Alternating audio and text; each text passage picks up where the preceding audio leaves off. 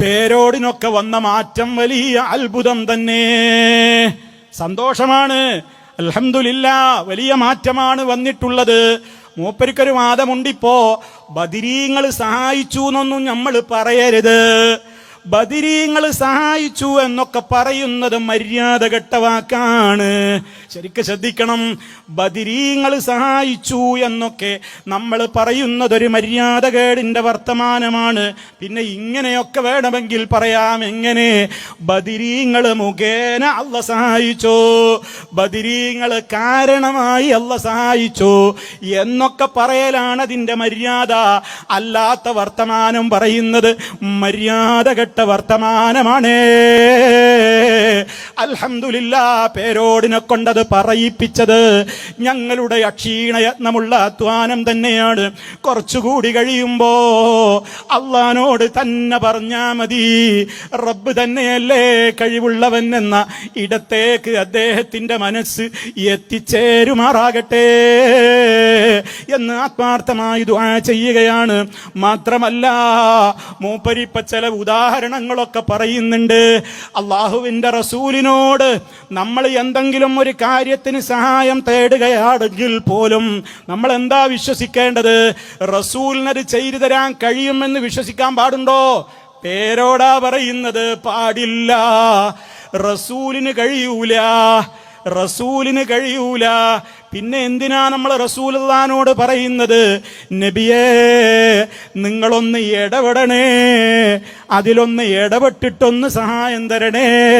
അതല്ലാതെ റസൂലിന് കഴിയുമെന്ന വിശ്വാസത്തിലല്ല. അതിന് മൂപ്പര് വേറെ ഉദാഹരണവും പറയുന്നുണ്ട്. ഒരിടത്ത് മൂപ്പര് പറയുന്നുണ്ട്, ഒരാളിപ്പോ എന്നോട് വന്നിട്ട്, പേരോടുകാരൻ മുസ്ലിയാർ പറയാണ്, ഒരാൾ എന്നോട് വന്നിട്ട് സഹായം ചോദിക്കണെന്ത്, ഉസ്താദേ ഞങ്ങളുടെ നാട്ടിൽ ഞങ്ങൾക്കൊരു പള്ളി ഉണ്ടാക്കി തരണം. എന്നിട്ട് മൂപ്പര് ചോദിക്കുകയാണ്, എനിക്കങ്ങനെ ഒരു പള്ളി ഉണ്ടാക്കാൻ പറ്റുമോ? എനിക്കങ്ങനെ ഒരു പള്ളി ഉണ്ടാക്കാൻ കഴിവില്ലല്ലോ. എങ്കിൽ പിന്നെ ആ ചോദ്യത്തിന്റെ ഉദ്ദേശം എന്താണ്? ഉസ്താദ് ഇടപെട്ടിട്ട് ഞങ്ങളുടെ നാട്ടിലൊരു പള്ളി ഉണ്ടാക്കണം എന്നാണ് അതിന്റെ ഉദ്ദേശം. അതല്ലാതെ ഉസ്താദിന് കഴിയുമെന്ന് വിശ്വസിക്കാൻ പാടില്ല. തീർന്നിട്ടില്ല ഉദാഹരണം, അടുത്തതും വരുന്നുണ്ട്. അതേ, ഒന്നിനും കഴിയാതെ വീട്ടിലിരിക്കുന്ന അവശനായ ഒരു ബാപ്പാക്ക് എഴുന്നേറ്റ് നിൽക്കാൻ പോലുള്ള ആരോഗ്യമല്ല. അങ്ങനത്തെ ഒരു ബാപ്പനോടൊരു മോൻ ചെന്നിട്ട് പറയാണ്, ഉപ്പാ എനിക്കൊരു വീടുണ്ടാക്കി തരണം, ഉപ്പാ എനിക്കൊരു വീടുണ്ടാക്കി തരണം. ഉപ്പാക്ക് മര്യാദക്ക് എണീറ്റ് നിൽക്കാൻ പോലും വയ്യ. കല്ലെടുത്ത് വെക്കാൻ ഉപ്പാക്ക് വയ്യോ, ഉപ്പാക്ക് പടവറിയോ, ഉപ്പ ആശാരിയല്ലല്ലോ, ഉപ്പ കോൺട്രാക്ടർ അല്ലല്ലോ, ഉപ്പ കൽപ്പണിക്കാരനല്ലല്ലോ, ഉപ്പാക്ക് അതിനുള്ള ആരോഗ്യം, ഒരു കല്ല് പൊക്കാനുള്ള ആരോഗ്യം പോലും ഇല്ലല്ലോ. പിന്നെ എന്തിനാ മകൻ പോയിട്ട് ഉപ്പാ നിങ്ങൾ എനിക്കൊരു വീടുണ്ടാക്കി തരണം എന്ന് പറയുമ്പോൾ എന്താണ് അതിന്റെ ഉദ്ദേശം? ഉപ്പ ഇടപെട്ടിട്ട് എനിക്കൊരു വീടുണ്ടാക്കാനുള്ള കാര്യങ്ങളിൽ സഹായിക്കണേ. ഇത്രയുള്ളൂ. ഇതേപോലെ ഈ അവശനായി കിടക്കുന്ന ബാപ്പയുടെ സ്ഥാനത്താണ് മുഹമ്മദ് മുസ്തഫ സല്ലല്ലാഹു അലൈഹി വസല്ലമും അങ്ങനെ തന്നെയാണ്. അവിടുത്തോട് നമ്മൾ എന്തു ചോദിക്കുമ്പോഴും രോഗം മാറ്റണേ നബിയേ, സ്വർഗം തരണേ നബിയേ, നരകത്തുനിന്ന് രക്ഷിക്കണേ നബിയേ, കുട്ടിയെ തരണേ നബിയേ, ആപത്ത് തടുക്കണേ നബിയേ എന്നൊക്കെ പറയുമ്പോ അള്ളാന്റെ റസൂലിന് അതിന് കഴിയുമെന്ന് വിശ്വസിക്കാൻ പാടില്ല. മറിച്ച് നബിയേ നിങ്ങൾ ഇടപെട്ടിട്ട് കാര്യങ്ങൾ നിവർത്തിക്കണം എന്നേ കരുതാൻ പാടുള്ളൂ എന്ന്. എത്രത്തോളം ബഹുദൂരം സത്യത്തോട് ഇങ്ങനെ അടുത്തടുത്ത് വരുന്നു. പൂർണ്ണമായി ശരിയായിട്ടില്ലെങ്കിലും അയാളെ പറഞ്ഞ വാദം അങ്ങനെയൊക്കെ ഒരു മാറ്റം മൂപ്പർക്ക് വന്നോ എന്ന് നിങ്ങൾക്ക് സംശയമുണ്ടെങ്കിൽ ആ ഭാഗം നിങ്ങളൊന്ന് കേൾക്കണേ. മുഹമ്മദ് നബിയേ, ഇന്നി ഖദ് തവജ്ജഹതു ബിക ഇലാ റബ്ബി ഫീ ഹാജതി ഹാദിഹി, എന്റെ ഈ ആവശ്യത്തിൽ ഞാൻ അങ്ങയെ മുൻനിർത്തി അല്ലാഹുവിനോട് പറഞ്ഞിട്ടുണ്ടേ നബിയേ, ലിതഖദിയലി, അവിടുന്ന് ഈ വിഷയം നിറവേറ്റി തരാൻ അവിടുന്ന് ഇടപെടണമെന്നാ പറയുന്നത്. അങ്ങനെ അതാണ് ഇസ്തിഗാസ, ഇടപെടാൻ ആവശ്യപ്പെടുക. ലിതഖദിയലി, തങ്ങൾ നിർവഹിച്ചു തരാൻ എന്ന് പറഞ്ഞാൽ തങ്ങൾക്ക് നിർവഹിക്കാൻ കഴിയോ? ഒന്ന് പോസ് കണ്ടോ, ഒരൊറ്റ മിനിറ്റ്. തങ്ങൾക്ക് നിർവഹിക്കാൻ കഴിയോ? ഇല്ല. പേരോട് പറയണം, ഒന്നും കൂടെ വാചകം ഒന്ന് വെക്ക്, ഒന്നും കൂടെ വാചകം വെക്ക്. അള്ളാന്റെ റസൂലിനോട് അങ്ങനെ പറയുമ്പോ തങ്ങൾ നിർവഹിച്ചു തരാൻ എന്ന് പറഞ്ഞാൽ അതിന്റെ മഅന എന്താണ്? തങ്ങൾക്ക് നിർവഹിക്കാൻ കഴിയോ? ഇല്ല, നിർവഹിക്കേണ്ടവൻ അല്ലാഹുവാണ്. അപ്പൊ പിന്നെ നിങ്ങൾ നിർവഹിക്കണം എന്ന് പറയുന്നതിന്റെ അർത്ഥം എന്താ? അതാണ് മൂപ്പര് വിശദീകരിക്കുന്നത്. കേട്ടോളൂ. അവിടുന്ന് ഈ വിഷയം നിറവേറ്റി തരാൻ അവിടുന്ന് ഇടപെടണമെന്നാ പറയുന്നത്. അങ്ങനെ അതാണ് ഇസ്തിഗാഥ, ഇടപെടാൻ ആവശ്യപ്പെടുക. ലിതഖ്ദിയ ലീ, തങ്ങൾ നിർവഹിച്ചു തരാൻ എന്ന് പറഞ്ഞാൽ തങ്ങൾക്ക് നിർവഹിക്കാൻ കഴിയോ? ഇല്ല, നിർവഹിക്കേണ്ടവൻ അല്ലയാണ്. അപ്പൊ തങ്ങൾ നിർവഹിക്കണം എന്ന് പറഞ്ഞതിന്റെ അർത്ഥം എന്താ? ഇപ്പൊ എന്നോട് ഒരാൾ പറഞ്ഞു, ഉസ്താദേ ഞങ്ങൾക്ക് ഒരു പള്ളി ഉണ്ടാക്കി തരണോ, എന്നെ കൊണ്ട് പള്ളി ഉണ്ടാക്കി കൊടുക്കാനാവില്ല. പിന്നെ അയാൾ പറഞ്ഞതിന്റെ അർത്ഥം എന്താ? പള്ളി ഉണ്ടാക്കാൻ വേണ്ടി നിങ്ങൾ ഇടപെടണം എന്നാണ്. അതിനാണ് നിങ്ങൾ പള്ളി ഉണ്ടാക്കി തരണമെന്ന് പറഞ്ഞു. നമ്മൾ സാധാരണ പറയുന്നതാണത്. അതുപോലെയാണ് ഈ പറയുന്ന ഭാഷ. ഇനി ബാപ്പന്റെ ഉദാഹരണം പറയുന്ന കേട്ടോളി. അവശനായി കിടക്കുന്ന ബാപ്പാനോട് ചോദിക്കും പോലെ, ഒന്നിനും കഴിയാതെ കിടക്കുന്ന ബാപ്പ, ആ ബാപ്പാനോട് മകൻ വന്ന് പറയുന്നു, ബാപ്പ എനിക്കൊരു വീടുണ്ടാക്കി തരണം. കല്ല് പൊക്കാൻ അയാളെ കൊണ്ട് കഴിയൂല, മരെടുക്കാൻ അയാളെ കൊണ്ട് കഴിയില്ല, അയാൾക്ക് ആശാരിപ്പണി അറിയില്ല, അതേ പടവിന്റെ പണി അറിയില്ല. അയാളോട് വീടുണ്ടാക്കി തരണമെന്ന് പറഞ്ഞാൽ അർത്ഥം എന്താണ്? വീടുണ്ടാക്കാൻ വേണ്ടി നിങ്ങൾ ഇടപെടണമെന്നാണ്. ഇതുപോലെ കേട്ടോ, ഇതുപോലെ ആ വാചകം കേട്ടോ, ഇതുപോലെ ശ്രദ്ധിച്ചോ.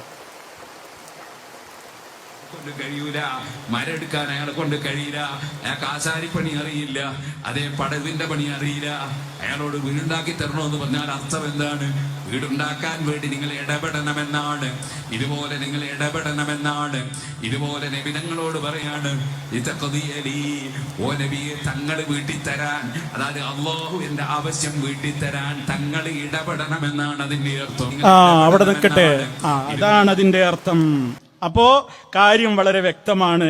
അൽഹംദുലില്ലാ, നല്ല മാറ്റാണ് മുസ്ലിയാരെ ഇങ്ങൊക്കെ വരുന്നത്. നാദാപുരത്തൊക്കെ നിങ്ങൾ എത്ര ഇങ്ങോട്ട് പറഞ്ഞിരുന്നത്, അതൊക്കെ അള്ളാഹ് കൊടുത്ത കഴിവ് കൊണ്ട് അവർ സഹായിക്കും. നാദാപുരമൊക്കെ കഴിഞ്ഞിട്ട് കൊല്ലം പിന്നിടുമ്പോ മുതലായില്ലേ ആ ഗണ്ണനവും പ്രഭാഷണമൊക്കെ. ഫാമിലി കോൺഫറൻസിൽ മുഴുവനും ഞങ്ങൾ മുദബ്ബിറുൽ ആലം എന്ന് പറഞ്ഞുകൊണ്ടുള്ളൊരു വിഷയത്തിന് നാടൊട്ടാകെ ക്യാമ്പയിൻ നടത്തിയവരാണ് കേരളത്തിൽ വിസ്ഡം ഇസ്ലാമിക് ഓർഗനൈസേഷൻ. അതേ പാത പിൻപറ്റി ഇവിടെ കർണാടക സലഫി അസോസിയേഷന്റെ പ്രവർത്തകരും കൃത്യമായി തന്നെ സമൂഹത്തോടത് ഉത്ബോധിപ്പിച്ചവരാണ്. മാറ്റങ്ങൾ കാണുന്നില്ലേ? ഇതിനാണ് ഇങ്ങനെ അധ്വാനിക്കുന്നത് സഹോദരങ്ങളെ. അപ്പോ നിങ്ങൾ ചിന്തിക്ക്, രോഗം മാറ്റാനും വെള്ളം തരാനും മഴ തരാനും ഒന്നിനും അള്ളാന്റെ റസൂലിന് കഴിയൂല, സ്വർഗം തരാൻ കഴിയൂല. ഒക്കെ ഇടപെടാൻ വേണ്ടി മാത്രമുള്ള ചോദ്യമാണ്. എങ്കിൽ ഇനി ഖുത്ബിയ്യത്ത് നിങ്ങൾ ചുട്ടുകരിക്കണം, മുഹീദ്ദീൻ മാല നിങ്ങൾ ചുട്ടുകരിക്കണം. എന്താ ഖുത്ബിയ്യത്തിലൂടെ നിങ്ങൾ ചൊല്ലുന്നത്? ബസ്സിർ ഫുആദി സിറാതൻ അൻത സാലികുഹു ഫല്ലാഹു അഅതാകഹു വഅൻത മാലികുഹു വനജ്ജിഹി മിൻ ലദാ ഫിഹാ മഹാലികുഹു സുൽത്താന കുല്ലി വലി മുഹീദ്ദീനി. മുഹീദ്ദീൻ ശൈഖിനോട് പറയാണ്, നിങ്ങൾ പ്രവേശിച്ച ഹിദായത്തിന്റെ വഴിയിലേക്ക് എന്നെയും ചേർക്കണേ, ഇടപെടണേ എന്നല്ല, നിങ്ങൾ എന്നെ അതിലേക്ക് ചേർക്കണം, എനിക്ക് നേർവഴി തരണം. അതാ മംഗലാപുരത്തെ വാദപ്രതിവാദത്തിൽ മുസ്ലിയാരി പറഞ്ഞത് ഇഹ്ദിന സിറാത്തൽ മുസ്തഖീം എന്നും ചോദിക്കാം. എന്നിട്ട് പറയുന്നത് എന്താ? നിങ്ങൾ ഇടപെടണം എന്നൊന്നുമല്ല പറയുന്നത്. ഫല്ലാഹു അഅതാകഹു, അത് തരാനൊക്കെയുള്ള കഴിവ് അല്ലാഹ് നിങ്ങൾക്ക് തന്നിട്ടുണ്ട് ശൈഖേ. അതുകൊണ്ട് വഅൻത മാലികുഹു, അതുകൊണ്ട് നിങ്ങളാണിപ്പോ അതിന്റെ ഉടമ, നിങ്ങളാണിപ്പോ അതിന്റെ അധികാരി, നിങ്ങളാണതിന്റെ ഉടമസ്ഥൻ. അതുകൊണ്ട് നിങ്ങളോട് ചോദിക്കുന്നത്, കത്തിയാളുന്ന നരകത്തിയിൽ നിന്ന് എന്നെ കാത്തുകൊള്ളണേ. കാരണം നിങ്ങൾക്കാണ് അതിന്റെ അധികാരം തന്നിട്ടുള്ളത് എന്നിങ്ങനെ പറയുന്ന ഖുത്ബിയ്യത്ത് ഇനി ചൊല്ലാൻ പാടുണ്ടോ? തീർന്നില്ലല്ലോ. മുഹീദ്ദീൻ മാല ചൊല്ലാൻ പറ്റോ? മുഹീദ്ദീൻ മാല ചൊല്ലാൻ പറ്റോ? വല്ലേ നീലത്തീന്നും എന്നെ വിളിപ്പോർക്ക് വൈകൂടാവുത്തീരം ചെയ്യും ഞാനെന്നോവർ ഏത് സ്ഥലത്ത് വെച്ച് എന്നോട് വിളിച്ചാലും വിളിച്ചോന്റെ വായ പൂട്ടുന്നതിന്റെ മുമ്പ് ഞാൻ ഉത്തരം ചെയ്യുമെന്നാണ് മൊഹീദ്ദീൻ ശൈഖ് പറയുന്നതത്രേ. ഞാൻ ഇടപെട്ട് അള്ളാനോട് പറയുമെന്ന ഒരു വാചകം അവിടെ ഇല്ലല്ലോ. എങ്കിൽ ഇനി മൊഹീദ്ദീൻ മാലയുടെ സ്ഥാനം എവിടെയാണ്? ഉള്ളാളത്തെ മാലയുടെ സ്ഥാനം എവിടെയാണ്? മടവൂര് മാലയുടെ സ്ഥാനം എവിടെയാണ്? റിഫാഴി മാലയുടെ സ്ഥാനം എവിടെയാണ്? അജ്മീർ മാലയുടെ ചരിത്രം ആലം എവിടെയാണ്? അതേപോലെ തന്നെ നൂറുകണക്കിന് ആളുകളുടെ പേരിൽ നിങ്ങൾ മാലപ്പാട്ട് കെട്ടിയിട്ടില്ലേ? മൗലിദ് കെട്ടിയുണ്ടാക്കിയിട്ടില്ലേ? അതിലൊക്കെ അവരോട് വിളിച്ച് നേരിട്ടങ്ങനെ സഹായം തേടുന്ന ഇതൊന്നും ഇനി പാടില്ല എന്നുള്ള അവസ്ഥയിലേക്ക് എത്തിയെങ്കിൽ അതേ എവിടെ എത്തി? അൽഹംദുലില്ലാ, മാറ്റങ്ങൾ ഞങ്ങൾ ഇനിയും പ്രതീക്ഷിക്കുകയാണ്. മാത്രമല്ല നിങ്ങൾ ചിന്തിക്കണം, മാത്രമല്ല ഔലിയാക്കന്മാരെ കുറിച്ച് അവർക്ക് എന്തിനും എല്ലാത്തിനും ലൈസൻസ് ഉള്ള മട്ടിലാണ് പറയുക. എന്തേ നിങ്ങൾ ആലോചിക്കുക, ഔലിയാക്കന്മാരെന്ന് പറഞ്ഞാൽ തഖ്വയുള്ളവരാണ്, റബ്ബിന് വെറുപ്പുള്ളത് അവർ ചെയ്യൂല, ഒരു കറാഹത്ത് പോലും ചെയ്യൂലല്ലോ. എന്നാൽ മടവൂർ ശൈഖിനെ കുറിച്ച് എന്തൊക്കെയാ പറയാറുള്ളത്? നിസ്കരിക്കൂല, നോമ്പെടുക്കൂല, അതേപോലെ തന്നെ പലപ്പോഴും നഗ്നനായി നടന്നിട്ടുണ്ട്. ഹോട്ടലിൽ കയറിയിട്ട് ചായ ചോദിച്ചിട്ട് ചായ കുടിച്ച് വയറ് നിറയെ ഭക്ഷണം കഴിച്ചിട്ട് ഹോട്ടലിന്റെ ഉടമ പൈസ ചോദിച്ചപ്പോൾ ആ ബിൽഡിംഗ് തന്നെ ചായക്കട തന്നെ കത്തിപ്പിച്ച കറാമത്തുള്ളയാളാണെന്ന് പറയുന്ന ആളുകൾ സ്വന്തം ഭാര്യയെ ഒറ്റയിരിപ്പിന് 3 തലാക്ക് ഒരു പേപ്പർ എഴുതി കൊടുത്തു എന്നും അതൊരു വലിയന് പോയിട്ട് സാധാരണക്കാരന് പോലും പറ്റുമോ? പേരോട് മുസ്ലിയാര് തന്നെ പറയട്ടെ, ഒറ്റയടിക്ക് 3 തലാക്ക് പറയുന്നതിന്റെ വിധി എന്താണെന്ന് പേരോടിനെ കൊണ്ട് ആദ്യം ഞാൻ പറയിപ്പിക്കുന്നു. വരട്ടെ പേരോട്. ഈ അഥവാ തലാക്ക് ചൊല്ലേണ്ടി വന്നാൽ തന്നെ ഇസ്ലാമിന്റെ നിയമം എന്താ? ഒരു തലാക്കേ ചൊല്ലാവൂ, 2 ചൊല്ലരുത്, ഒന്നേ ചൊല്ലാവൂ. ഞാൻ തലാക്ക് ചൊല്ലിയത് മാത്രം പറഞ്ഞാൽ ഒന്നേ പോവുള്ളൂ. ഞാൻ 1 2 പറഞ്ഞ ആവശ്യമില്ല. ഞാൻ തലാക്ക് ചൊല്ലിയത് മാത്രം പറഞ്ഞാൽ ഒരു തലാക്കേ ആവും. ഇനി അത്യാവശ്യം വന്നാൽ 2 3 തലാക്ക് ചൊല്ലണം എന്ന് കിതാബിൽ ഒരു സ്ഥലത്തും പറഞ്ഞിട്ടില്ല. 3 തലാക്ക് ചൊല്ലണം എന്ന് പറഞ്ഞാൽ ചൊല്ലിയാൽ തലാക്ക് 3 സംഭവിക്കുന്നേ കിതാബ് പറഞ്ഞുള്ളൂ. ചൊല്ലണം എന്ന് ഒരു സ്ഥലത്തും പറഞ്ഞിട്ടില്ല. ചൊല്ലരുത് എന്നല്ല കിതാബിലുള്ളത്. 3 തലാക്ക് ചൊല്ലാൻ പാടില്ല എന്നാണ് ഇസ്ലാമിന്റെ നിയമം. ഞാൻ പറഞ്ഞു വരുന്നത് എന്തിനറിയോ? ഇസ്ലാമിന്റെ നിയമം എന്ന് പറഞ്ഞാൽ അത് എല്ലാ പെണ്ണും കെട്ടുന്നത് കെട്ടുക, ഇതിന്റെ 3 തലാക്ക് ഇങ്ങനെ ചൊല്ലിവിടലാണ് ഇസ്ലാമിന്റെ നിയമം എന്ന് തെറ്റിദ്ധരിച്ച ചില ആളുകളുണ്ട്. അവരുടെ തെറ്റിദ്ധാരണ അവർ തിരുത്തേണ്ടതാണ്. 3 തലാക്ക് ചൊല്ലാൻ പാടില്ലെന്നാണ്. ചില ഇമാമിങ്ങൾ ഹറാമാണെന്ന് പറഞ്ഞവരുണ്ട്, ചിലർ കറാഹത്താണെന്ന് പറഞ്ഞവരുണ്ട്. പാടില്ല എന്നുള്ളത് എല്ലാ ഇമാമികളും പറഞ്ഞ കാര്യം. 3 തലാക്ക് ചൊല്ലാൻ പാടില്ല. നിർത്ത്. ഇപ്പൊ കേട്ടല്ലോ, മനസ്സിലായല്ലോ. ഇയാളിപ്പോ ഈ ചെല്ലിയതിനെ കുറിച്ച് ഇപ്പൊ പേരോടിന്റെ അഭിപ്രായം എന്താ? അത് വിവരല്ലായിട്ട് ആര്? ലോകത്തിന്റെ മുഴുവൻ കൺട്രോളറായ മുദബ്ബിറുല്ലാലമായ മടവൂരിന് ഇരുന്നേ ഇരിപ്പിൽ 7 ആകാശം കണ്ടോവരേ, 7 ആകാശവും ലൗഹമൊക്കെ വായിക്കുന്ന മടവൂരിന് ഇരുന്ന ഇരിപ്പിൽ ഒറ്റ ഇരിപ്പിൽ തന്നെ 3 തലാക്ക് ചൊല്ലിക്കൂടാന്നുള്ള വിവരം പോലുമില്ല. മാത്രമല്ല അയാൾ ഒരു നിക്കാഹിന്റെ സാക്ഷിക്ക് പോലും പറ്റൂലെന്നാണ് പൊന്മള അബ്ദുൽ ഖാദർ മുസ്ലിയാർ പറയുന്നത്. കാരണം മടവൂര് ശൈഖ് താടി വടിച്ചിരുന്നു. താടി വടിക്കൽ ഒരു ഫാസിക്കിന്റെ ലക്ഷണമാണ്. അതുകൊണ്ട് അത്തരം ഫിസ്ക് ചെയ്യുന്ന അത്തരത്തിലുള്ള ആളുകളെ നിക്കാഹിന്റെ സാക്ഷിക്ക് പോലും പറ്റൂല എന്നാണ് പൊന്മളക്കാരൻ മുസ്ലിയാർ പറയുന്നത്. അപ്പൊ അയാളോടൊരാൾ ചോദിക്കുന്നുണ്ട്, അല്ല മുസ്ലിയാരെ, അയാള് ഖുതുബുല്ലാലമാണെന്ന് അയാൾ തന്നെ പറഞ്ഞിട്ടുണ്ടല്ലോ. അതിനയാളുടെ മറുപടി അതയാൾ പ്രാന്തായപ്പോ പറഞ്ഞതാണ്, ജദ്ബിന്റെ ഹാലിൽ പറഞ്ഞതാണ്. അപ്പൊ അടുത്ത ചോദ്യം അയാളോട്, അയാൾക്ക് ജദ്ബില്ല എന്നും അയാൾ പറഞ്ഞിട്ടുണ്ടല്ലോ. അതിന് പൊന്മളക്കാരന്റെ മറുപടി, ജദ്ബില്ല എന്ന് പറഞ്ഞതും ജദ്ബിന്റെ ഹാലിൽ തന്നെയാകും. നിങ്ങളൊന്ന് ആലോചിച്ചു നോക്കി, ലോകം മൊത്തം കൺട്രോൾ ചെയ്യുന്ന മുദബ്ബിറുല്ലാലമിന്റെ ഒരു ദുരവസ്ഥ ഇയാളാണത്രേ. ആകാശഭൂമികളെ കൺട്രോൾ ചെയ്യുന്നത് ഇയാളാണത്രേ. നമുക്ക് ശ്വസിക്കാനുള്ള വായു തരുന്നത്, കുടിക്കാനുള്ള വെള്ളം തരുന്നത്, ആകാശത്തെ ഭൂമിയാക്കുന്നത്, ഭൂമിയെ ആകാശമാക്കുന്നത്, ഗർഭസ്ഥ ശിശുവിനെയും പ്രസവിക്കപ്പെട്ട കുഞ്ഞിനെയും വരെ, ആണിനെ പെണ്ണാക്കുന്നത് പെണ്ണിനെ ആണാക്കുന്നത്, എന്തും ചെയ്യാൻ കഴിവുള്ളതെന്ന് വിശ്വസിക്കുന്ന അവസ്ഥയിലേക്ക് ഓ സഖാഫിമാരെ, ഒരു വിഭാഗത്തെ നിങ്ങളാണ് എത്തിച്ചത്. നിങ്ങളാണ് ഇതിനൊക്കെ പണ്ട് കൂട പിടിച്ചത്. നിങ്ങളാണ് ഇതിനൊക്കെ ആയത്തോതിയിട്ട് ദുർവ്യാഖ്യാനിച്ചത്. ഇപ്പൊ നിങ്ങൾ കിടന്ന് മോങ്ങുകയാണ്. നിങ്ങൾ പിടിച്ചെടുത്തും കിട്ടാതെ ഒരു വിഭാഗം അങ്ങ് മുന്നോട്ട് പോയി. അതുകൊണ്ട് അവരൊക്കെ ഇപ്പൊ വ്യാജന്മാരാണെന്നാണ് പേരോട് പറയുന്നത്. ആരാ വ്യാജൻ? ആരാ വ്യാജൻ? മടവൂര് ഖുതുബുൽ-ആലമാണെന്ന് പറയുന്നവര്, മടവൂരാണ് ലോകത്തിന്റെ നിയന്ത്രണം എന്ന് പറയുന്നവര്, അത് റാഫിള കക്ഷിയാണെന്ന് പറഞ്ഞില്ലേ?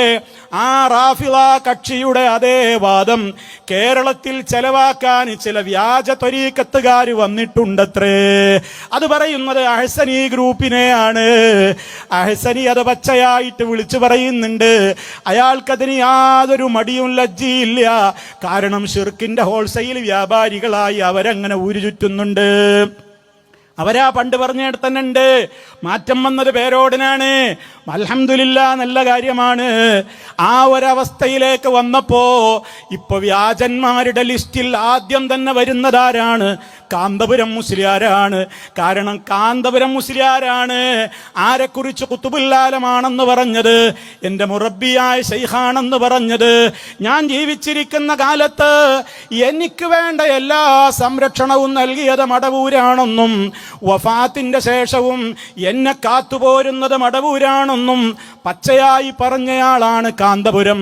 അപ്പോൾ പേരോട് മുസ്ലിയാരുടെ തന്നെ ഭാഷയിൽ നമ്പർ 1 വ്യാജനായി ഉസ്താദ് തന്നെ വന്നിട്ടുണ്ട്. നോക്കൂ നിങ്ങൾ, എവിടെ എത്തിപ്പോയി എവിടെ എത്തിപ്പോയി ഈ സമുദായത്തിന്റെ അവസ്ഥ? ഇനി നോക്കൂ നിങ്ങൾ, തീർന്നില്ല. കറാമത്തുകൾ പറയുന്നതിന് ഇപ്പോ ചില ഷർത്തുകളൊക്കെ പേരോടിന്റെ ആൾക്കാരിപ്പോ പറയാൻ തുടങ്ങിയിട്ടുണ്ട്. പണ്ട് ഷർത്തൊന്നുമില്ല, എന്തും വിളിച്ചു പറയാ, എന്തും അള്ള കഴിവ് കൊടുക്കും, എന്തും അവര് ചെയ്യും. അതിന് നിങ്ങൾക്ക് എന്താ ഛേദം മൗലൈമാരേന്നാണ് നാദാപുരത്ത് അടക്കം വെച്ച് നമ്മളോട് ചോദിച്ചത്. പക്ഷേ ഇന്നിപ്പോ പേരോടിനെ കുലുക്കി വിളിച്ചാലും പേരോട് ഉണരൂല. കാരണം മൂപ്പര് പറയാണ് അങ്ങനെ പറയാനൊന്നും പറ്റൂല. കറാമത്ത് പറയുമ്പോ അങ്ങനെയുണ്ട് എല്ലാം വിളിച്ചു പറയാൻ പറ്റൂല. ചിലതൊക്കെ നമുക്ക് ഇപ്പോ മാറ്റിവെക്കേണ്ടി വരും. എന്നിട്ട് കേരളത്തിന്റെ അങ്ങോളം ഇങ്ങോളം അവര് ഉലമാ കോൺഫറൻസ് നടത്തി. സാധാരണക്കാരെ കോൺഫറൻസ് അല്ല, സമസ്തയുടെ AP ഭാഗത്തിന്റെ പണ്ഡിത സഭ കേരളത്തിന്റെ ഒരറ്റം മുതൽ മറ്റേ അറ്റം വരെ പല ജില്ലാ തലങ്ങളിലും ഉലമാക്കളെ വിളിച്ചുകൂട്ടിയിട്ട് അവരുടെ കയ്യിൽ ഒരു പുസ്തകം ഏൽപ്പിച്ചു. ഇതൊക്കെ കൊണ്ടുപോയിട്ട് നന്നായി വായിച്ച് പഠിച്ചിട്ടേ ഇനി സ്റ്റേജിൽ കയറാവോ. ആ പുസ്തകത്തിൽ എന്തൊക്കെയാ പഠിപ്പിച്ചു കൊടുക്കുന്നത് കേൾക്കണം നിങ്ങൾ. എന്തിനാ ഫാമിലി കോൺഫറൻസ്? എന്തിനാ മൗലവിമാര് അധ്വാനിക്കുന്നത്? എന്തിനാണ് നമ്മളിങ്ങനെ കഷ്ടപ്പെടുന്നത്? ഫലമുണ്ട്.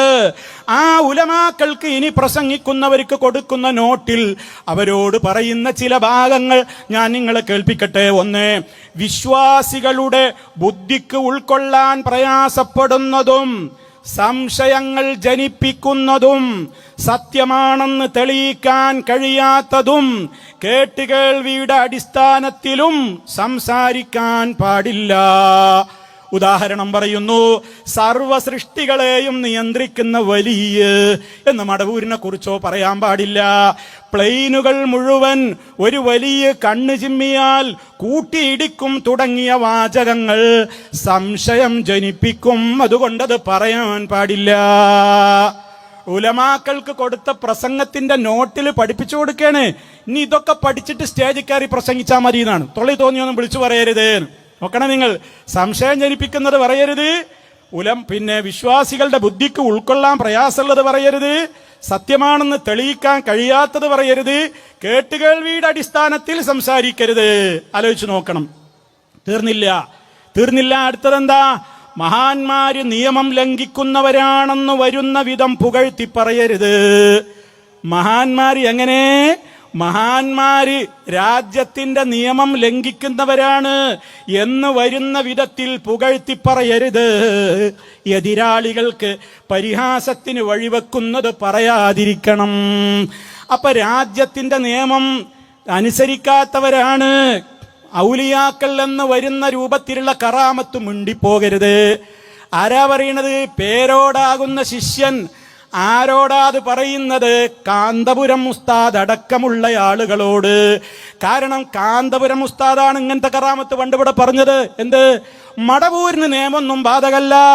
മടവൂരൊരിക്കൽ ഇങ്ങനെ കാറോടിച്ചിട്ട് മടവൂരിന്റെ കാർ ഇങ്ങനെ കോഴിക്കോട് ഭാഗത്തേക്ക് വരുമ്പോ പോലീസ് സ്റ്റേഷനിൽ ഗവൺമെന്റിന് ഇൻഫർമേഷൻ കിട്ടി, അതേ സ്വർണം കടത്തുന്നുണ്ട്, ഒരു കാറ് വരുന്നുണ്ട്, തടഞ്ഞോളണം. അതേ പോലീസ് ഉദ്യോഗസ്ഥർ കാറ് തടഞ്ഞു. മടവൂരിന്റെ അതില് തടഞ്ഞപ്പോ മടവൂര് പറഞ്ഞു സമ്മതിക്കൂല, എന്റെ കാറ് പരിശോധിക്കാൻ സമ്മതിക്കൂല. അവിടുന്ന് പോയി മീൻചന്ത പോലീസ് സ്റ്റേഷനിലെത്തി. അവിടെ എത്തിയപ്പോ പോലീസുകാർ നന്നായി തടഞ്ഞപ്പോൾ മടവൂര് പോലീസുകാരെ വിരട്ടുന്ന വർത്തമാനം കാന്തപുരം പറയുന്നത് നിങ്ങളൊന്ന് കേട്ടോ, എന്നിട്ട് നിങ്ങളോട് ഞാൻ ബാക്കി പറയാം. പോലീസുകാർ കോഴിക്കോട്ട് മൂപ്പന്റെ വീട്ടിൽ വന്നു. ബഹുമാനപ്പെട്ട സിയം വലിയുള്ളാഹി അവിടെ എത്തി. കാറിൽ അവിടെ നിർത്തി ഇറങ്ങി. മൂപ്പന് പോയി പരിശോധിച്ചോ എന്ന് പറഞ്ഞു. പരിശോധിച്ചിട്ട് എന്താ ഒരു വസ്തുവില്ല. മൂപ്പർക്ക് പൊന്നു നടത്തുന്ന പണിയാ. മൂപ്പൽക്കാരെ കൊണ്ടുപോയി കൊടുത്താൽ തന്നെ ചിലപ്പോ അങ്ങനെ ഓർക്കുന്നില്ലേ? കഴിഞ്ഞിട്ടില്ലല്ലോ. നിർത്തിയില്ല. കാർ നിർത്താതെ പോന്നു. മീൻചന്ത പോലീസ് സ്റ്റേഷനിൽ എടുത്തിട്ടപ്പോ ഒരു 5-10 പോലീസുകാർ ഒന്നായിട്ട് റോട്ടുമൽ കൊണ്ടിട്ട് കാറ് തടുത്ത് നിർത്തി. എന്താ നിർത്തപ്പോ നിങ്ങളെ കാറ് പരിശോധിക്കണമെന്ന് പറഞ്ഞു.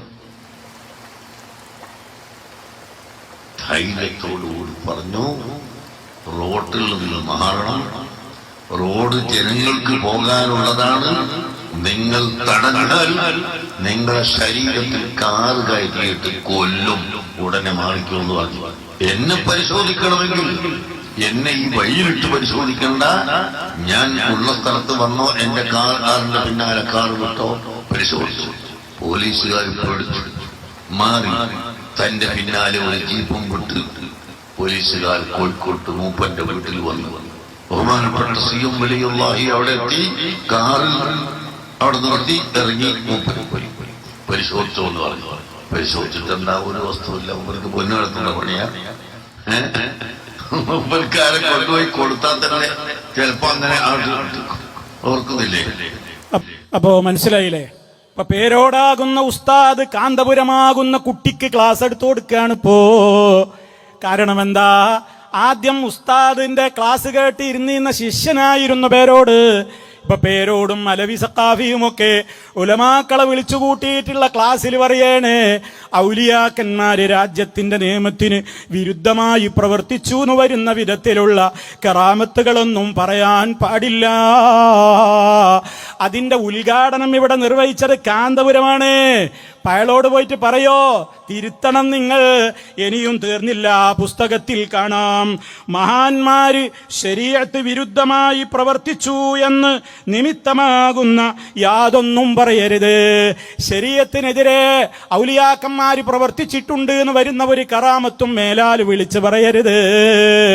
എങ്കിൽ പിന്നെ നിങ്ങളൊരു കറാമത്ത് കേട്ടോ, മടവൂരിന്റെ ഒരു കറാമത്ത് കേട്ടോ, ശരീഅത്ത് വിരുദ്ധമായി വല്ലതും ചെയ്തോന്ന് അതില്ലെന്ന് നിങ്ങൾക്ക് വായിക്കാം, മനസ്സിലാക്കാം.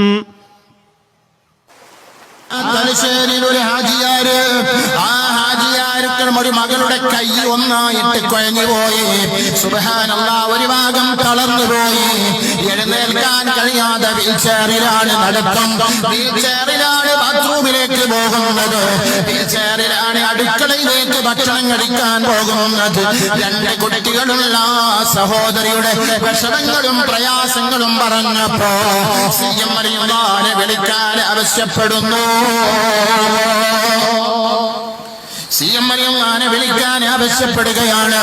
ഖുത്ബുൽ ആലമിന്റെ നേർച്ചയിലേക്ക് നേർച്ച വെക്കാൻ ആവശ്യപ്പെടുകയാണ്. സുബ്ഹാനല്ലാഹ്. തലശ്ശേരി ടൗണില് വലിയ തുണിഷാപ്പ് നടത്തുന്ന മുനീർ ഹാജിയാണ്. അയാളുടെ ഫോൺ നമ്പർ എന്റെ കയ്യിലുണ്ട്. പ്രിയപ്പെട്ട മുഅ്മിനീങ്ങളെ, ആ മുനീർ ഹാജി അതാ പറയുകയാണ്, സുബ്ഹാനല്ലാഹ്. അതാ 2 ദിവസം കഴിഞ്ഞ് 3-ാമത്തെ ദിവസം ഖുത്ബുൽ ആലമിന്റെ മൗലീദ് ചൊല്ലി പെണ്ണ് നല്ല വസ്ത്രം ധരിച്ച് സുഗന്ധം പുരട്ടിയങ്ങ് കടന്നപ്പോ എല്ലാവരും ഉറങ്ങിപ്പോയി, മക്കളും ഉറങ്ങിപ്പോയി. ഭർത്താവ് വിദേശത്ത് കുവൈറ്റിന് ജോലി ചെയ്യുകയാണ്. പറ്റാപ്പതിര നേരത്ത് കുറ്റാക്കൂരിരുട്ടിൽ ഒരാള് വന്നിട്ട് കൈ തടവുന്നു. ആരാണെന്ന് ചോദിച്ചപ്പോൾ മറുപടിയില്ല. സുബ്ഹാനല്ലാഹ്. പിറ്റേന്ന് നേരം വെളുത്തപ്പോൾ കൈ താഴ്ത്തിയ കൈ ഉയർത്താൻ കഴിയാത്ത കൈ, ചലിപ്പിക്കാൻ കഴിയാത്ത കൈയതാ ചലിച്ചു തുടങ്ങുന്നു, ചലിച്ചു തുടങ്ങുന്നു. എന്നെ പേടിച്ചോർക്ക് ഏതും പേടിക്കണ്ട, എന്നെ പേടിച്ചോർക്ക് ഞാൻ കേട്ടില്ലേ? എങ്ങനെയുണ്ട്? ശരീഅത്ത് വിരുദ്ധമായിട്ടുള്ളതൊന്നും ചെയ്യരുത്. പെണ്ണ് കുളിച്ചൊരുങ്ങി അത്തർ പുരട്ടി കിടന്നൂന്ന്, മടവൂരിനെ വിളിച്ചിട്ട് കിടന്നൂന്ന്, മൂപ്പര് വന്നു, കൈയാണ് തടവി കൊടുത്തുവാണ് സുഖായി. നല്ല ശരീഅത്തിന്റെ അനുകൂലമായ കറാമത്താണല്ലോ പറയണതല്ലേ. മുസ്ലിയാക്കളെ ഉളുപ്പ് എന്ന് പറയുന്നത് അങ്ങാടിയിൽ നിന്ന് വാങ്ങാൻ കിട്ടുന്നതല്ല. അത് അത്യാവശ്യം ഖുർആനും ഹദീസും പഠിച്ച് മനസ്സിലാക്കിയിട്ട് ഉണ്ടാവേണ്ട ഒരു മര്യാദയാണ്. അത്രേ ഞാൻ അതിനെക്കുറിച്ച് പറയുന്നുള്ളൂ. ഇനി നിങ്ങൾ കേട്ടോ, അതുകൊണ്ടും തീർന്നില്ല, അതുകൊണ്ടും അവസാനിച്ചിട്ടില്ല. ഇപ്പൊ പേരോടിന് വന്ന മാറ്റം, പേരോടിന് ഇതൊക്കെ പറയാട്ടോ. പേരോടിന് സംശയം ജനിപ്പിക്കാവുന്ന കറാമത്തൊക്കെ മറ്റുള്ളവർക്ക് അത് ബാധകം, മൂപ്പരിക്ക് അതൊക്കെ പറയാ. മൂപ്പരൊരിക്കൽ പറയുന്നുണ്ട്, ഒരു പെണ്ണിന്റെ വയറ്റിലേക്ക് ഹെയർ പിന്ന് പോയി. വേറൊരു പ്രസംഗത്തിൽ പറയുന്നുണ്ട് നാണയത്തൊട്ട് വിഴുങ്ങി. അങ്ങനെ ഹെയർ പിന്ന് പെണ്ണിന്റെ പള്ളയിലേക്ക് പോയി. എന്ത് ചെയ്തിട്ടും ഹെയർ പിന്നുണ്ട് പോരുന്നില്ല. അവസാനം മൂപ്പരുടെ ഒരു ബിൽഡിംഗ് ഉണ്ട് കുറ്റ്യാടിയില്. ആ കുറ്റ്യാടിയിലെ ബിൽഡിങ്ങിലേക്ക് ഈ പെണ്ണ് 500 രൂപ അങ്ങ് നേർച്ചയാക്കിയപ്പോ അതാ ഹെയർ പിന്ന് പള്ളയിൽ നിന്ന് കയറി വന്ന ഒരൊറ്റ തുപ്പല്. 500 റുപ്യയുടെ കറാമത്താണ്, ബിൽഡിങ്ങിന്റെ കറാമത്ത്. ഔലിയാക്കന്മാരെ കറാമത്ത് കേട്ടിട്ടുണ്ട്, അപ്പൊ ബിൽഡിങ്ങിന് കറാമത്ത് ഉണ്ടാവൂലല്ലോ. ബിൽഡിംഗ് എന്ന് പറഞ്ഞാൽ മൂപ്പരല്ലേ, അപ്പൊ മൂപ്പരുടെ കറാമത്ത്. അപ്പൊ അത് സ്വയം പറയുന്നതിന് മൂപ്പർക്ക് കുഴപ്പമില്ല, മറ്റുള്ളവർ പറയുമ്പോഴേ പ്രശ്നമുള്ളൂ. അദ്ദേഹത്തിന്റെ ബിൽഡിങ്ങിന്റെ പേരിൽ ഒരുപാട് കറാമത്തിന്റെ പുസ്തകം പോലും മൂപ്പര് ഇറക്കിയിട്ടുമുണ്ട്. ഞാനിപ്പോൾ അതിലേക്ക് കടന്ന് സംസാരിക്കുന്നില്ല. ഇനിയും കേട്ടോ, മൂപ്പര് പറയണ എന്താണ്, കറാമത്തുകളൊക്കെ കേൾക്കുമ്പോഴേക്ക് അതൊക്കെ വിശ്വസിച്ചോളണം എന്നും നിർബന്ധമില്ല. ഭലേ ബേഷ്, പേരോട് അൽഹംദുലില്ലാ. എന്താ മാറ്റം? കറാമത്ത്, ആരെങ്കിലും ഒരു കറാമത്ത് പറയുമ്പോഴേക്ക് അത് വിശ്വസിച്ചില്ലെങ്കിൽ സുന്നിയാവൂലാനൊന്നും പറയാൻ പറ്റൂല. അങ്ങനെ വിശ്വസിക്കലൊന്നും നിർബന്ധമില്ല. വിശ്വസിക്കൽ നിർബന്ധം ഏത് മാത്രമേ ഉള്ളൂ? ഖുർആനിൽ പറഞ്ഞതാണെങ്കിൽ വിശ്വസിക്കണം, ഹദീസിൽ പറഞ്ഞതാണെങ്കിൽ വിശ്വസിക്കണം, 3 നൂറ്റാണ്ടിനടക്കുള്ള സ്വഹാബത്തൊക്കെ പറഞ്ഞതാണെങ്കിൽ അതും വിശ്വസിക്കണം. അതല്ലാത്തതൊന്നും വിശ്വസിക്കേണ്ടതില്ല. വിശ്വസിച്ചില്ലെങ്കിൽ സുന്നീന്ന് പുറത്താകുന്നില്ല എന്ന് പേരോട് പറയുന്നുണ്ട്. പെട്ടെന്ന് ആ ഭാഗം കൂടി ഒന്ന് കേൾപ്പിക്കുക. ആരെങ്കിലും ഒരാൾ ഒരു കറാമത്ത് കഥ പറഞ്ഞാൽ അത് വിശ്വസിക്കാത്തത് കൊണ്ട് ഒരാൾ സുന്നത്തിമാരെന്ന് പുറത്തുമില്ല. ഏത് വിഷയവും വിശ്വസിക്കണമെങ്കിൽ അതിന് ശറഇന്റെ അടിസ്ഥാനത്തിൽ തെളിവുകൾ വേണം. തെളിവില്ലാതെ ഒരാൾ പറയുന്നത് വിശ്വസിക്കേണ്ടതില്ല. കറാമത്ത് ഉണ്ടാകാം എന്നതുകൊണ്ട് ഉണ്ടായി എന്ന് പറയാൻ പറ്റില്ല. ഉണ്ടായി എന്ന് പറയണമെങ്കിൽ അതിന് തെളിവ് വേണം. തെളിവ് എന്ന് പറയുന്നത് ഇസ്ലാമിക ശരീഅത്തിന്റെ അടിസ്ഥാനത്തിൽ തെളിവ് എന്ന് പറയുന്നത് എന്താണോ അങ്ങനെയുള്ള തെളിവ്. ഇല്ലെങ്കിൽ വിശ്വസിക്കണമെന്നില്ല, ഉണ്ടായിരിക്കാം, ഇല്ലാതിരിക്കാം, അത് വേറെ വിഷയം. വിശ്വസിക്കണം എന്നില്ല. വിശ്വസിക്കുക എന്നത് ഒരു മനുഷ്യന്റെ സ്വാതന്ത്ര്യം. ഖുർആനിൽ അല്ലാഹു തആല ഒരു കാര്യം പറഞ്ഞാൽ വിശ്വസിച്ചില്ലെങ്കിൽ അവൻ മുസ്ലിം ആവില്ല. നബി സല്ലല്ലാഹു അലൈഹി വസല്ലം തങ്ങൾ ഒരു കാര്യം പറഞ്ഞിട്ട് വിശ്വസിച്ചില്ലെങ്കിൽ അവൻ മുസ്ലിം ആവില്ല. കാരണം നബി സല്ലല്ലാഹു അലൈഹി വസല്ലം മഅസൂമാണ്. മഅസൂമായ നബി തങ്ങൾ ഒരു കാര്യം പറഞ്ഞ് വിശ്വസിച്ചില്ലെങ്കിൽ പിന്നെ അവൻ മുസ്ലിമാണ്. ഇതുപോലെ നീതിമാന്മാരാണ് എന്നതിൽ തർക്കമില്ലാത്ത കക്ഷികളാണ് സഹാബികൾ.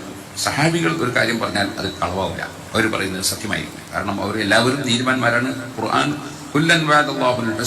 എല്ലാവർക്കും ഉള്ള സ്വർഗം കൊടുക്കാൻ വാഗ്ദത്തം ചെയ്തിരിക്കുന്നുണ്ട്. അങ്ങനെ പറഞ്ഞ ഒരു മഹാന്മാരാണ് സഹാബ്. ഇനി ഒരാളൊരു സ്വപ്നം കണ്ടു, അത് നമ്മൾ വിശ്വസിച്ചോളണം അങ്ങനെയൊന്നുമില്ല. വിശ്വസിക്കലിന്റെ മാനദണ്ഡം വേറെ ഒന്നാണ്. 3 നൂറ്റാണ്ട് കഴിഞ്ഞാൽ പിന്നെ നബി സല്ലല്ലാഹു അലൈഹി നിങ്ങൾ പറഞ്ഞില്ലേ, സാക്ഷി പറയാൻ ആവശ്യപ്പെടാൻ സാക്ഷി പറയുന്ന ആൾക്കാർ. കേട്ടില്ലേ? അൽഹംദുലില്ലാ, വളരെ ഉഷാറായില്ലേ? കേട്ടില്ലേ? അൽഹംദുലില്ലാ, വളരെ ഉഷാറായില്ലേ? അങ്ങനെ വിശ്വസിച്ചോളന്നില്ല. ആരായി പറയണേ? ആരാണി പറയുന്നത്? പേരോട് മുസ്ലിയാർ. നാദാപുരത്ത് വെച്ചുള്ളവനടക്കം കേരളത്തിന്റെ വിവിധ ഭാഗങ്ങളിൽ നിന്ന് ഞങ്ങൾ മുഹീദ്ദീൻ മാലയിലെ കള്ളക്കറാമത്തുകൾ ഉയർത്തിപ്പിടിച്ചുകൊണ്ട് പറഞ്ഞപ്പോ ഞങ്ങളോടന്ന് നിങ്ങൾ പാടിയ പാട്ട് കേൾക്കണോ? എന്റെ വചനത്തെ പൊയ്യെന്ന് ചൊല്ലൂകിൽ അപ്പോളെ കൊല്ലുന്ന നഞ്ഞ് ഞാനെന്നോവർ അവരുടെ ദീനേയും ശേഷം ദുനിയാവേയും ആഖിറം തന്നെയും പോക്കും അതെന്നോവറി. മുഹീദ്ദീൻ മാലയിൽ പറഞ്ഞ വചനങ്ങൾ പൊയ്യാണത്, കളവാണെന്ന് പറഞ്ഞാൽ അവന്റെ ദീന് പോകും, ദുന്യാവ് പോകും, ആഖിറം പോകും. അപ്പൊ തന്നെ അവനെ കൊല്ലുന്ന നഞ്ഞാണ് ഞാനെന്ന് പറഞ്ഞ ആ മുഹീദ്ദീൻ മാല ഇനി ചവറ്റുകൊട്ടയിലേക്ക് വലിച്ചെറിയൂ കുറ്റ്യാടിക്കാരാ. പേരോട് മുസ്ലിയാരേ, നിങ്ങളല്ലേ 3 നൂറ്റാണ്ടിനിപ്പുറമുള്ളത് പറഞ്ഞിട്ടില്ലെങ്കിലും അത് വിശ്വസിച്ചിട്ടില്ലെങ്കിലും കുഴപ്പമൊന്നുമില്ല എന്ന് പറഞ്ഞിട്ട് ഇപ്പൊ നിങ്ങൾ മാറ്റി പറയുന്നു അല്ലേ? ഇതൊക്കെ ഞങ്ങൾക്ക് തിരിയുന്നുണ്ട്. മടവൂരിനെ കുറിച്ച് പൊക്കി പൊക്കി അങ്ങ് പറഞ്ഞിട്ട് നിങ്ങൾക്ക് പോലും അംഗീകരിക്കാനാവാത്തത് ഒരു കൂട്ടരിവിടെ പറയുന്നു. അതിനി തടയിടാതെ പറ്റൂല എന്നതുകൊണ്ടല്ലേ ഇപ്പൊ ഈ മലക്കം മറിച്ചലും അതുപോലെ തന്നെ ഈ തിരിച്ചുപോക്കൊക്കെ തീർന്നില്ല. ജാമിഉൽ കറാമാത്തുൽ ഔലിയ എന്നൊരു കിതാബ് അറിയോ പേരോട് മുസ്ലിയാരെ? നാദാപുരത്ത് വായിച്ച കിതാബാണത്. ഔലിയാക്കന്മാരുടെ 100 കണക്കിന് കറാമത്തുകൾ പറയുന്ന പുസ്തകമാണ്. ആ പുസ്തകത്തിൽ പറയുന്നത് തള്ളുമോ കൊള്ളുമോ? അത് തള്ളിയതിന്റെ പേരിൽ നിങ്ങൾ മഹാന്മാരെ തള്ളിയവരെന്ന് ഞങ്ങളെ പറഞ്ഞവരാണ്. ഇപ്പൊ നിങ്ങൾക്ക് കറാമത്തുകളൊക്കെ ഒന്ന് ആ പുസ്തകത്തിൽ ഒന്ന് സ്റ്റേജിൽ വെച്ചൊന്ന് വായിക്കാൻ ചങ്കൂറ്റമുണ്ടോ? കഴിയില്ല. നിങ്ങളുടെ തീരുമാനങ്ങളൊക്കെ മാറിപ്പോയി. നിങ്ങളെ കുറ്റപ്പെടുത്താനല്ല.